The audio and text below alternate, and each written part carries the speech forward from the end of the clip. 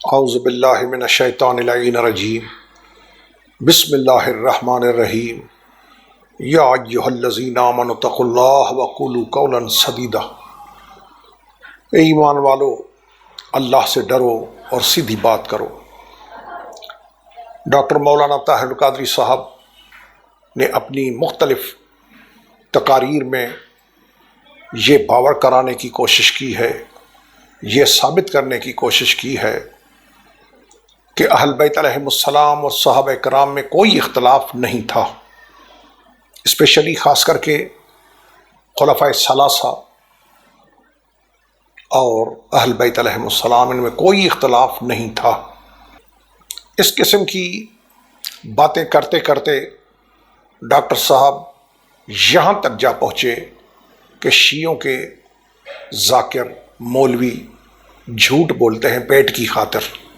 مطلب کیا؟ مطلب کہ یعنی کوئی یہ جو شیعہ ذاکر علماء اسٹیجز پہ، مجالس میں، تقاریر میں یہ بیان کرتے ہیں کہ آل محمد علیہ السلام کے ساتھ اچھا سلوک بعد نبی نہیں ہوا، صحابہ اور اہل بیت کا آپس میں اختلاف تھا، اس کو ڈاکٹر صاحب نے جھٹلانے کی کوشش کی ہے، غلط ثابت کرنے کی کوشش کی ہے کہ سرے سے یہ جھوٹ ہے۔ شیعوں کے ذاکر مولوی اپنی پیٹ کی خاطر جھوٹ بولتے ہیں۔ کئی تقاریر میں، کئی مقامات پہ، مختلف جگہوں پہ اہل سنت کے دیگر دوسرے علماء وہ بھی یہی باتیں کرتے چلے آ رہے ہیں۔ شیر و شکر تھے اہل بیت اور صحاب، کوئی اختلاف نہیں تھا، اور ڈاکٹر صاحب بھی یہی کچھ فرما رہے ہیں۔ اس کا میں ایک حصہ ڈاکٹر صاحب کے تقریر کا آپ کو سنا رہا ہوں، جس میں ڈاکٹر صاحب نے شیعہ ذاکروں کو، علماء کو، اسٹیجر خطیبوں کو جھوٹا کہا ہے اور پیٹ کی خاطر، پیسوں کی خاطر جھوٹ بولنے والا قرار دیا ہے۔ پہلے یہ سنیں ڈاکٹر صاحب کیا فرما رہے ہیں شیعہ ذاکر اور مولویوں کے بارے میں۔ ان کے کہنے کا مقصد اور کچھ بھی نہیں ہے، فقط یہ کہ اہل بیت علیہ السلام اور اصحاب بعد نبی مصطفیٰ علیہ السلام کی وفات کے بعد ان میں کوئی اختلاف نہیں تھا۔ جو بھی یہ اختلاف بیان کرتا ہے، کہتا ہے، لوگوں کو بتاتا ہے، یہ جھوٹ ہے۔ یہ ہے ڈاکٹر صاحب کا اور دیگر علماء اہل سنت کا کئی صدیوں سے یہ طریقہ رہا ہے۔ یہ ہے ان کا مقصد، مطمع نظر۔ تو آئیے پہلے ڈاکٹر صاحب کی تقریر سنیں۔ ان ملاؤں نے، ان ذاکروں نے اس پیٹ کے جہنم کی آگ بجھانے کے لیے، دو ٹکے کی خاطر امت کو لڑانے کے لیے ایک انتشار بپا کر رکھا ہے امت مسلمہ میں۔ آپ نے ڈاکٹر صاحب کی تقریر سن لی، جس میں اس نے شیعہ مولوی ذاکروں کو پیٹ کی خاطر جھوٹ بولنے والا اور جھوٹا قرار دیا ہے۔ آئیے اب دیکھیں، میں آپ کو دکھاؤں اہل سنت کی کتابوں سے، وہ بھی بنیادی کتابیں، چھوٹی موٹی نہیں، پھر آپ خود فیصلہ کریں کہ شیعہ مولوی ذاکر اسٹیجر خطیب جھوٹ بولتے ہیں یا کچھ باتوں میں صداقت ہے، اور صداقت بھی اونچے درجے کی۔ وہ آپ خود ملاحظہ فرمائیں گے۔ اللہ نے جس کو توفیق دی اور اللہ کی توفیق جس کے شامل حال ہوئی، تو وہ آسانی سے سمجھ جائیں گے کہ اصل مسئلہ ہے کیا۔ یہ میرے سامنے کتاب ہے صحیح بخاری شریف۔ میں کیا دکھا رہا ہوں کہ ڈاکٹر صاحب طاہر القادری صاحب اور جو دوسرے مولوی اہل سنت کے علماء خطیب کہتے ہیں کہ کوئی اختلاف نہیں تھا، شیعہ جھوٹے ہیں۔ سنیں، یہ صحیح بخاری شریف ہے، جلد دوم ہے، لکھنے والے امام ابو عبداللہ محمد بن اسماعیل بخاری ہیں، مکتبہ تعمیر انسانیت اردو بازار لاہور سے چھپی ہے، جلد اس کی دوسری ہے۔ اس کے ترجمہ کرنے والے حضرت مولانا حافظ قاری محمد عادل خان نقشبندی، مولانا قاری محمد فاضل قریشی مجددی ہیں، مکتبہ تعمیر انسانیت سے یہ چھپی ہے، جلد نمبر دوسری ہے۔ اس میں آپ دیکھیں کہ کیا ہے کہ یہ شیعوں کا جھوٹ ہے یا خود ڈاکٹر صاحب والوں کی اپنی بنیادی کتابوں میں یہ چیزیں موجود ہیں۔ اس کا صفحہ نمبر 617 ہے، کتاب المغازی ہے۔ اس میں ہے کہ جناب سیدہ فاطمہ زہرا صلوات اللہ وسلام اللہ علیہا رسول اللہ کے بعد، حضور کی وفات کے بعد، جب حضرت ابوبکر سے میراث کا مطالبہ کیا، جس میں فدق وغیرہ مال بنی نذیر اور سب کچھ آ گئے، جب مطالبہ کیا تو حضرت نے ابوبکر نے کیا فرمایا کہ حدیث پیغمبر قال لا نورث ما ترکناہ صدقہ، حضرت ابو بکر نے ذرا سا بھی، یہ الفاظ ہیں جو بخاری کے، ذرا سا بھی حضرت فاطمہ کے حوالے کرنے سے انکار کر دیا۔ بی بی نے مانگا، حضرت نے دینے سے، ذرا سا بھی دینے سے، سارا نہیں کچھ انکار کر دیا۔ لیکن یہی فدق تیسرے خلیفے نے، یہ پہلے خلیفہ ہیں، تیسرے خلیفے نے اپنی بیٹی کو، یعنی اپنے داماد کو، داماد کون ہوتا ہے؟ بیٹی کا شوہر، تو انہوں نے بن مانگے، بغیر مانگے اپنی بیٹی کو دے دیا فدق۔ یہاں رسول اللہ کی بیٹی کو مانگنے کے باوجود نہیں ملا، یہ قابل توجہ بات ہے۔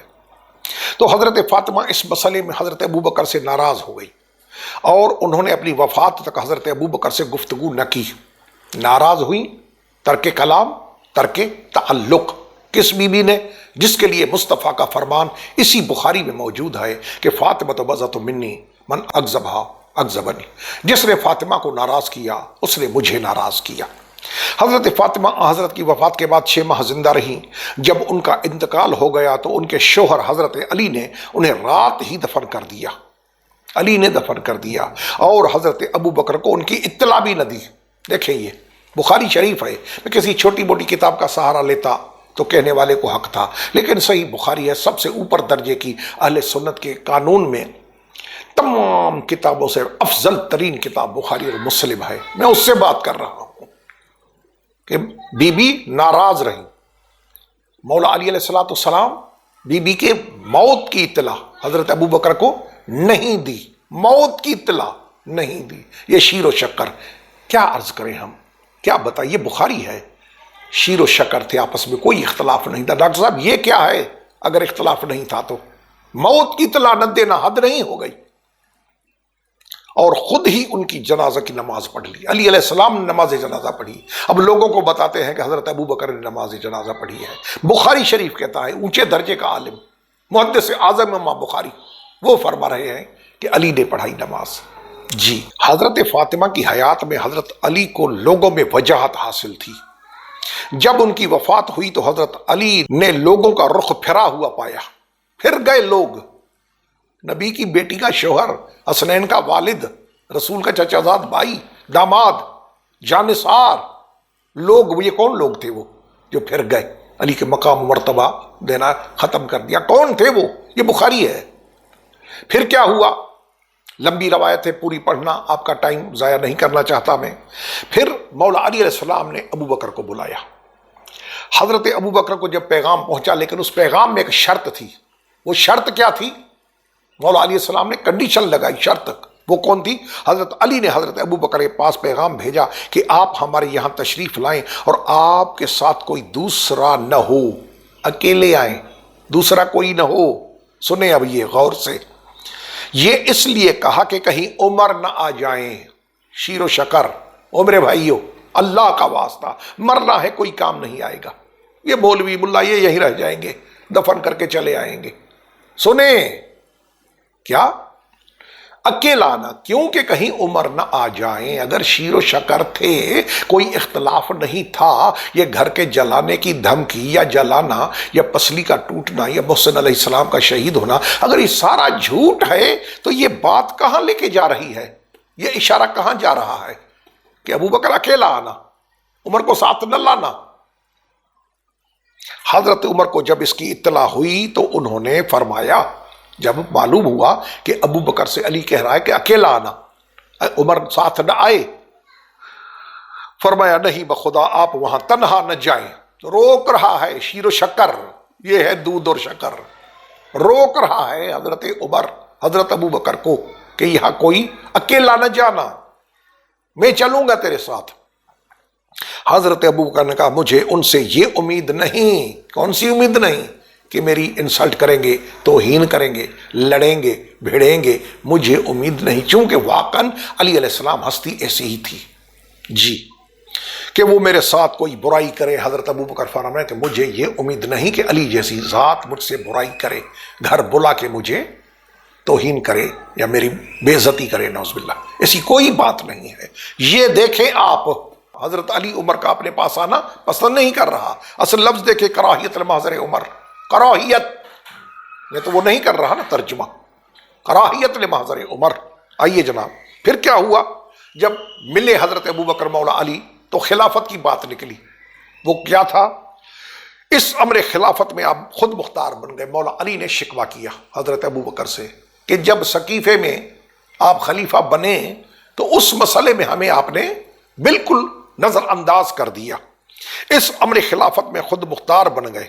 اب جو عربی میں ہے، یہ تو اردو ترجمہ ہے نا، عربی میں دیکھیں، استبت علینا بالامر، آپ نے ہمارے اوپر زیادتی کی ہے۔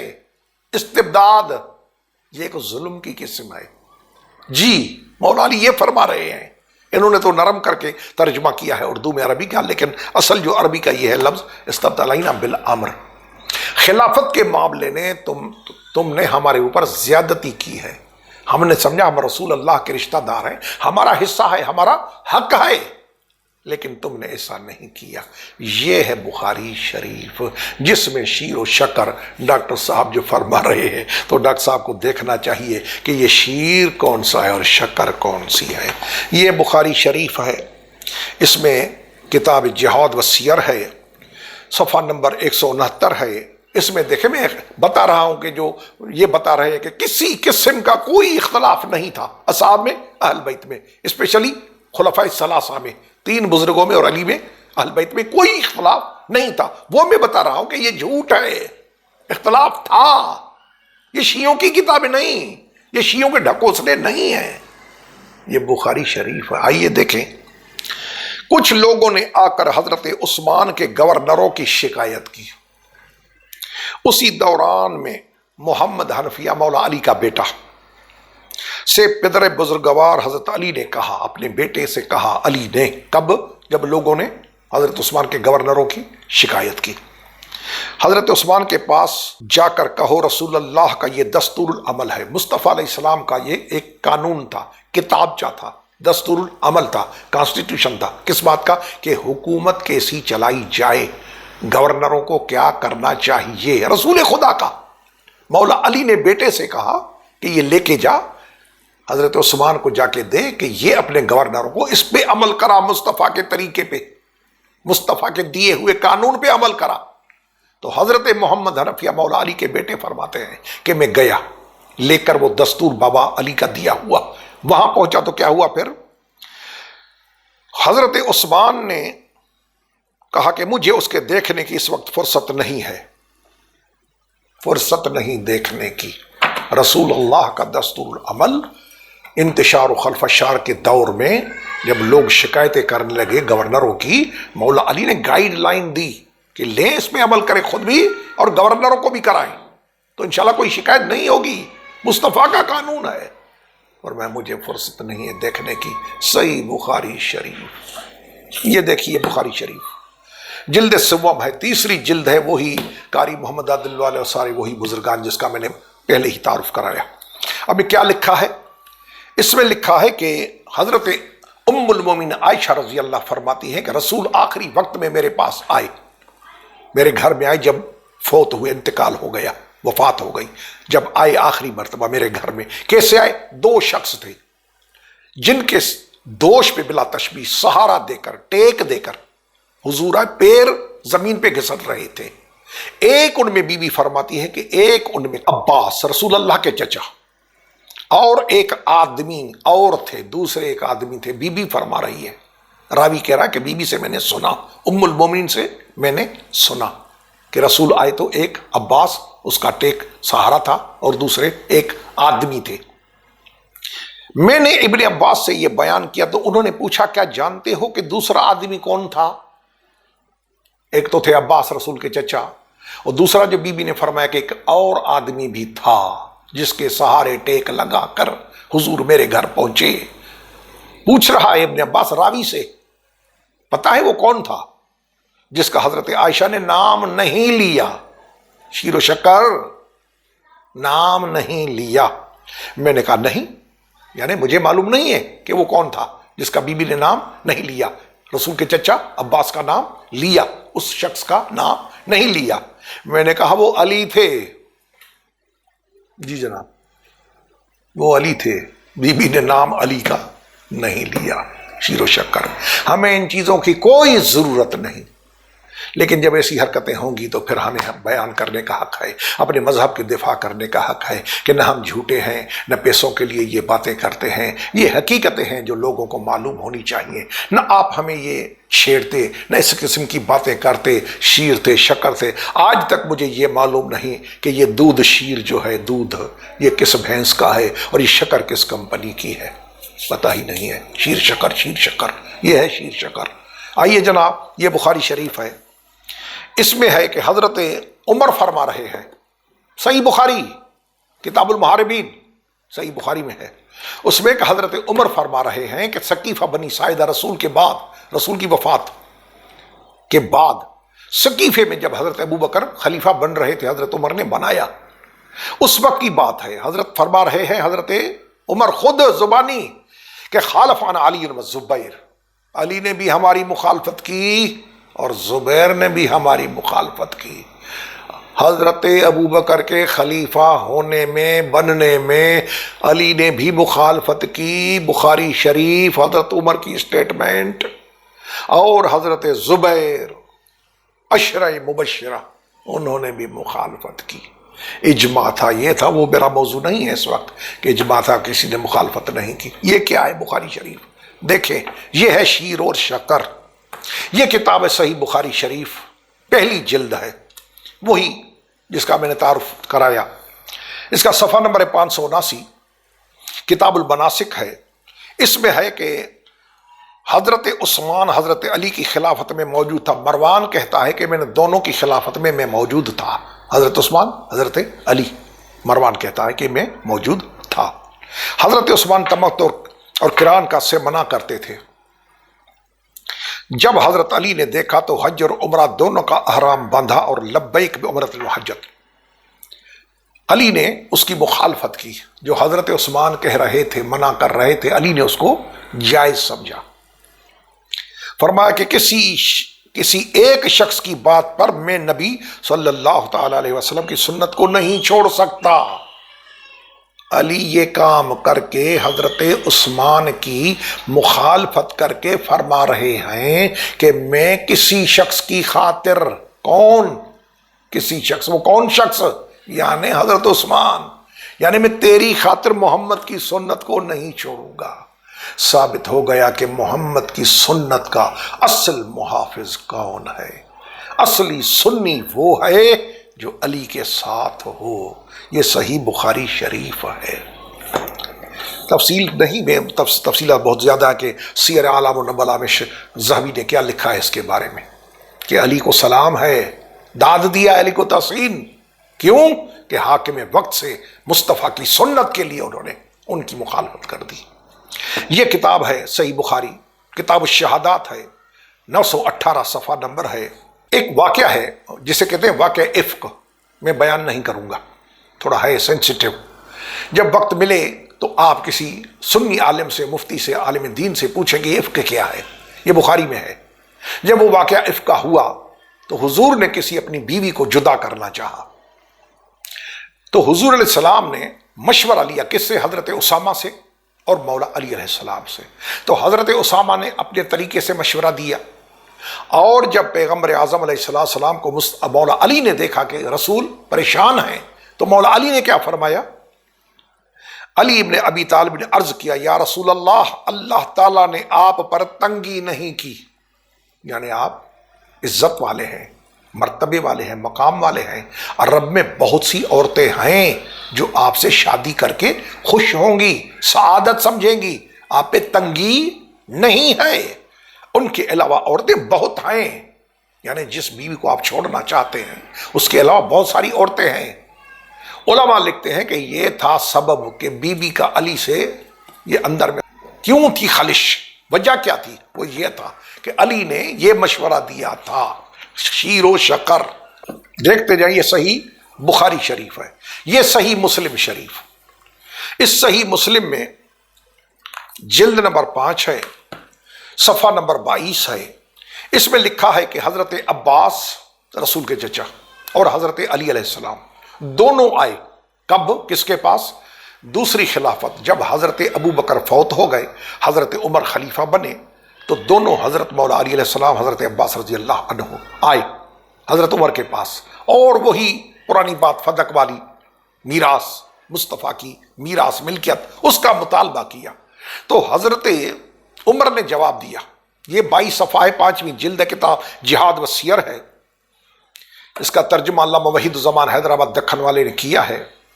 اس میں لکھا ہے کہ حضرت عمر نے کہا کہ یہی مسئلہ لے کر مال بنی نذیر، اموال بنی نذیر، فدق، میراث مصطفیٰ، ترکہ مصطفیٰ، یہی مسئلہ لے کر تم میرے سے پہلے والے کے پاس آئے تھے، یعنی کون؟ حضرت ابو بکر کے پاس۔ تو انہوں نے تمہیں لانورس والی حدیث سنائی، تو تم نے ان کو، تم دونوں نے اس کو، حضرت ابو بکر کو، یہ مسلم شریف، اللہ کے واسطے جو بھی کچھ ہو تو اس پہ وہ غصہ اتارے، یہ مسلم شریف ہے۔ تو تم نے، حضرت عمر فرما رہے ہیں کہ تم دونوں نے ابو بکر کو کیا سمجھا؟ جھوٹا، گنہگار، دغاباز، چور۔ جب آپ کو حصہ نہ ملا تو آپ نے حضرت ابو بکر کو کیا سمجھا؟ جھوٹا، گنہگار، دغاباز، چور۔ اب تم میرے پاس آئے ہو، میں بھی وہی بات کر رہا ہوں جو اس نے کی تھی، تو تم مجھے بھی جھوٹا، گنہگار، دغاباز اور چور سمجھا۔ سنیں جناب، صحیح مسلم شریف، جی حضرت عمر خود فرما رہے ہیں کہ علی، عباس، تم دونوں نے مجھ سے پہلے والے کو جھوٹا، دغاباز، چور، جی گنہگار سمجھے، مجھے بھی آپ وہی سمجھ رہے ہیں۔ اب ایک سوال ہے، اللہ کے واسطے، اللہ کے واسطے، یہ مسلم شریف ہے، یہ نچلے درجے کی کتابیں نہیں ہیں، یہ بنیاد ہے اہل سنت کی، کتب صحائح ستہ، لاکھوں میں چن چن کے 6 کتابیں، ان 6 میں سے پھر 2 بخاری مسلم ٹاپ پہ ہے، یہ مسلم شریف ہے۔ حضرت عمر خود فرما رہے ہیں مولا علی سے کہ آپ مجھے جھوٹا، گنہگار، دغاباز، چور سمجھ رہے ہیں۔ اب وہ جاہل جن کو کوئی علم کا پتہ نہیں، کوئی کتابوں کا انہوں نے مطالعہ نہیں کیا، وہ غصے میں آ جاتے ہیں، آپے سے نکل جاتے ہیں، حالانکہ یہ بے وقوفی ہے، جہالت ہے، یہ مسلم شریف ہے، یہ شیعوں کے ڈھکوسلے نہیں ہیں، یہ مسلم شریف ہے۔ تو میں عرض یہ کر رہا ہوں، گزارش میری یہ ہے، میں یہ کہہ رہا ہوں کہ جب حضرت عمر خود فرما رہے ہیں کہ علی تو مجھے یہ اور یہ سمجھ رہا ہے، تو کیا اس شخص کو حضرت علی اپنی بیٹی دے گا؟ عقد ام کلثوم کہ علی نے بیٹی دی حضرت عمر کو، دے گا؟ سوچے، خدا کا واسطہ، اللہ کے لیے سوچے، کم از کم جو بیٹیوں والے ہیں وہ سوچے کہ جب وہ خود کہہ رہا ہے کہ آپ مجھے یہ سمجھ رہے ہیں جھوٹا، چور، دغاباز، خائن، تو کیا اس کو بیٹی دے گا آدمی؟ یہ دیکھیں عقد ام کلثوم کا رد بھی اس میں موجود ہے، یہ صحیح مسلم شریف، یہ ہے جامع ترمذی، یہ ساری صحاح ستہ کی کتابیں ہیں، نیچے تو میں بات ہی نہیں کر رہا، کتب صحاح ستہ 6 بنیادی کتابیں اہل سنت کی، اس میں جلد اول ہے، ضیاء احسان پبلشر نعمانی کتب خانہ سے یہ چھپی ہے، علامہ بدیع الزمان نے ان کا ترجمہ کیا ہے، وحید الزمان کے بھائی ہیں، صفحہ نمبر 581 ہے، ابواب الجہاد ہے۔ اس میں ہے کہ حضرت ابو ہریرہ نے کہا کہ آئیں حضرت فاطمہ زہرا سلام اللہ علیہ حضرت ابو بکر کے پاس، فاطمہ آئیں۔ اب یہ مولوی کیا بتاتے ہیں لوگوں کو؟ آدمی بھیجا تھا، میسیج بھیجا تھا، کسی شخص کو بھیجا تھا، خود نہیں آئی تھی، یہ لکھ رہے ہیں خود آئیں اپنا حق مانگنے، فدق، میراث، ترکہ، اپنے والد علیہ الصلوۃ والسلام کا حصہ مانگنے آئیں خود۔ پھر کیا ہوا؟ اور فرمایا کون وارث ہوگا تمہارا؟ بی بی پوچھ رہی ہے آتے ہی حضرت ابو بکر سے، بتا اگر تو مر جائے ابو بکر تو تیری ملکت مال کا وارث کون ہوگا؟ کیا جواب دیا؟ من یرثک قال اہلی و ولدی، میری خاندان، میری اولاد، یہ ہوں گے میری ملکیت کے وارث۔ قالت، بی بی نے فرمایا، فاطمہ سلام اللہ علیہ فرمایا، کیا فرمایا؟ فما لی لا ارث ابی، کیا ہوا؟ کیوں؟ تیری اولاد تو تیری وارث بنے تیرے مرنے کے بعد، میں اپنے باپ محمد عربی کی وارثہ نہ بنوں؟ کیوں؟ یہ ترمذی شریف، شیر شکر تھے آپس میں، شیر و شکر، کوئی خلفشار، کوئی اختلاف، کچھ بھی نہیں تھا، بالکل ٹھیک ٹھاک. یہ سیاستہ کی کتابیں، یہ شیر و شکر آپ نے دیکھ لیا. ہم گزارش کریں گے ڈاکٹر صاحب سے بھی اور دوسرے جو علماء ہیں، آپ اگر سچ اور حق یہ چیزیں نہیں بتانے کی جرت نہیں رکھتے، لوگوں کو، اپنی عوام کو یہ چیزیں دکھانا پسند نہیں کرتے یا جرت، اخلاقی جرت نہیں رکھتے، تو کم از کم ٹچ تو نہ کریں. ہمیں جھوٹا تو مت کہیں کہ جھوٹ بول رہے ہیں ذاکر مولوی خطیب شیعوں کے پیٹ کی خاطر، پیسوں کی خاطر. یہ دیکھیں، آپ خود فیصلہ فرمائیں کہ کون سچا ہے کون. سبحان ربک رب العزت عما یصفون والسلام علی المرسلین والحمد للہ رب العالمین والسلام علیکم ورحمۃ اللہ وبرکاتہ.